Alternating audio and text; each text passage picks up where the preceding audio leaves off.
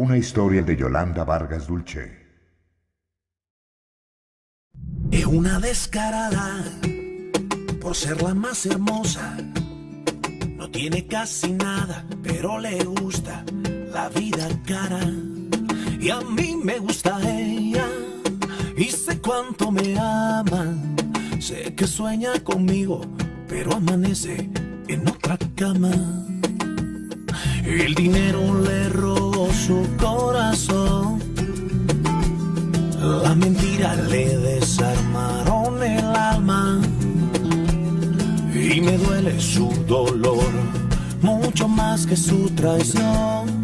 Yo nací para quererla aunque se vaya. Mujer de nadie, mujer de todos, mujer que mata, mujer que duele, mujer que entrega y te arrebata. Mujer tan cara, mujer ingrata, sé que no me olvidarás aunque te vayas. Yo sé que no me olvidarás aunque te vayas. Yo sé que no me olvidarás aunque te vayas.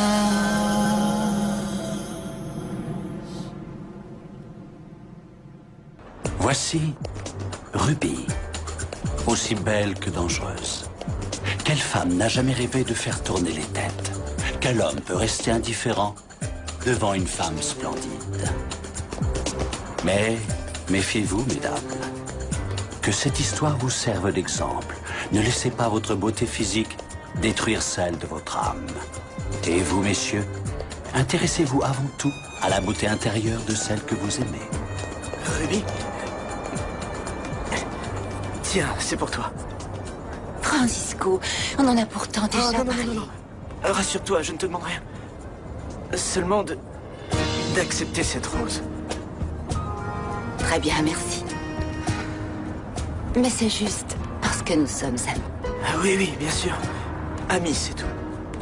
Au revoir. Au revoir.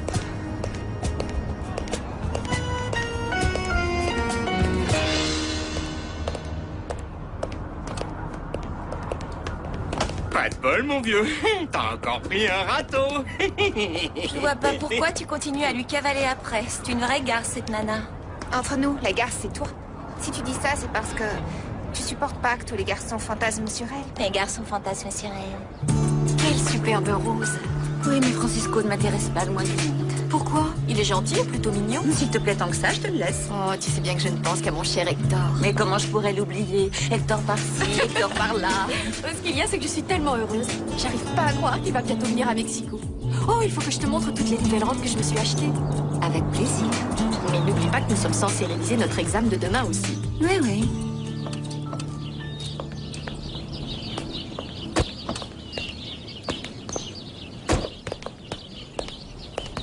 Merci, Gaetano. Je vous en prie, mademoiselle. Je trouve que ta maison est vraiment magnifique. Et si on faisait quelques longueurs, on pourrait réviser après au bord de la piscine? Non, tu sais bien que j'ai horreur d'être en maillot de bain. Au fait, mon père m'a dit qu'il serait là pour déjeuner. Ah, je vais enfin pouvoir faire sa connaissance. Le chauffeur m'a donné cette fleur que vous avez oubliée dans la voiture. Ah, mettez-la dans un vase, Paula. Je veux pas qu'elle se fane. Fais-le, s'il te plaît, Paula. Oui, ma chérie. J'avoue que je ne savais pas que ton ami avait un admirateur. Francisco n'est absolument pas un admirateur. Les pourcents est partout, celle-là. Ne le prends pas mal, écoute. Elle a toujours veillé sur moi et sur tous les gens qui m'entourent. Il faut la comprendre. Elle m'a élevée depuis que je suis toute petite. Bon, d'accord, si pour toi, Paula est si importante, alors elle le deviendra pour moi aussi, même si elle me déteste. Comment? Seulement 2 millions de dollars? Non, c'était pas le prix fixé. Envoyez un email à Francfort et dites-leur de me contacter le plus rapidement possible. Papa, je suis si heureuse que tu aies pu te libérer. Comment se sont passés les cours aujourd'hui? Bien. Papa, voici Ruby, l'amie de fac dont je t'ai tant parlé. Bonjour. Mademoiselle? Alors tu vois, je n'avais pas exagéré. Elle est vraiment belle, non? Plus que je ne l'imaginais, je l'avoue. Mais tu l'es tout autant, ma princesse. Bien sûr que Marie-Belle est une princesse.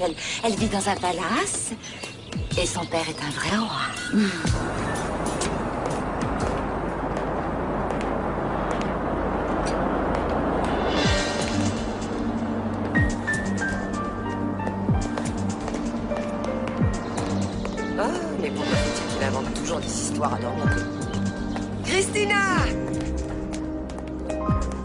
Qu'est-ce qui t'arrive, Trésor? Pourquoi tu pleures? Oh, Dolores, il y a eu une réduction de personnel et...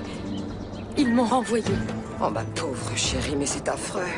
Je vous en prie, ne le dites à personne. Je ne voudrais pas que ma mère l'apprenne parce qu'elle se ferait tellement de soucis. D'accord, compte sur moi. Mais enfin, regarde dans quel état tu es. Elle verra tout de suite que quelque chose s'est passé. Bon, écoute, viens chez moi une minute. Essaie de te calmer, je vais te faire du thé et tu vas me raconter tout ce qui t'est arrivé. Vas-y, tire plus fort. Allez, viens, on y va. Madame Chollet, surveillez mes affaires. Ruby est devenue ma meilleure amie à l'université, papa. Enfin, ma seule amie, à vrai dire, parce que soit les autres étudiants ont pitié de moi, soit ils sont mal à l'aise à cause de ma jambe. Mais tu devrais même pas y penser. Regarde la chance que tu as. Tout ce que tu possèdes, sans parler d'un père merveilleux. Tu as tout ce qu'il faut pour être heureuse dans la vie, crois-moi. Oui, c'est vrai, princesse. Et dites-moi, Ruby, votre père, qu'est-ce qu'il fait? Mon père est mort, monsieur. Ma sœur Christina subvient à nos besoins, à ma mère et à moi. Et si je suis dans la même université que Marie-Belle, c'est parce que j'ai une bourse d'étudiante. Mais ça ne me gêne pas du tout que tout le monde apprenne dans quelle situation je me trouve, pour l'instant.